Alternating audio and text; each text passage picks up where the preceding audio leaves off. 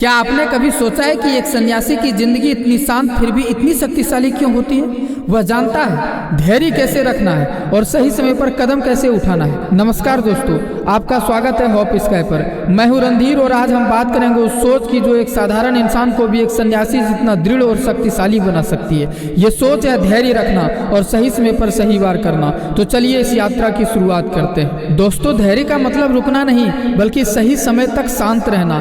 धैर्य कोई कमजोरी नहीं है बल्कि यह आपकी सबसे बड़ी ताकत है। ये वो कला है जो आपको सिखाती है कि बिना घबराए, बिना हड़बड़ी किए आप अपने लक्ष्य के करीब कैसे पहुंच सकते हैं। आपने देखा होगा बांस का पेड़ 5 साल तक जमीन के अंदर बढ़ता है। हम उसे देखते हैं लेकिन कुछ होता नहीं दिखता। 5 साल बाद वो अचानक 90 फीट तक बढ़ जाता है। क्या वो पेड़ 5 साल तक कुछ नहीं कर रहा था? नहीं, वह अपनी जड़ें मजबूत कर रहा था। धैर्य रखना भी ऐसा ही है। ये वो समय है जब आप अपनी जड़ों को मजबूत करते हो, अपनी क्षमता को पहचानते हो। जब समय आएगा तो आपकी ताकत हर किसी को चौंका देगी। एक बार गौतम बुद्ध के पास एक व्यक्ति आया। वो व्यक्ति बेहद गुस्से में था। उसने बुद्ध को गालियां दी लेकिन बुद्ध शांत बैठे रहे। जब व्यक्ति थक गया तो बुद्ध मुस्कुराए और बोले, अगर कोई तुम्हें एक तोहफा दे और तुम उसे स्वीकार न करो तो वो किसका होगा? उस व्यक्ति ने जवाब दिया, जो देने वाला है। बुद्ध ने कहा, ठीक वैसे ही अगर मैं तुम्हारी गलतियों को स्वीकार नहीं कर रहा तो वो तुम्हारी ही रहेंगी।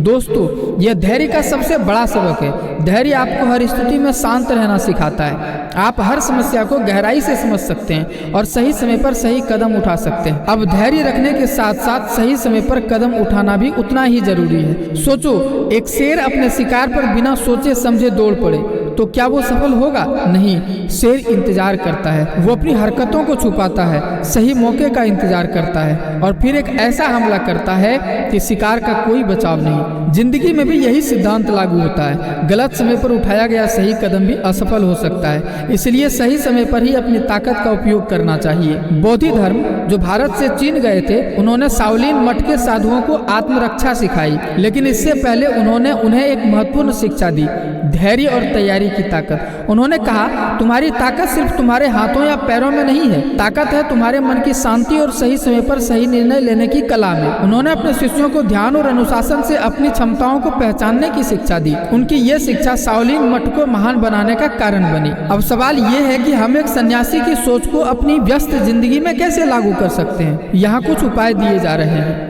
हर दिन 10 मिनट का ध्यान आपके दिमाग को शांत और फोकस्ड बनाएगा।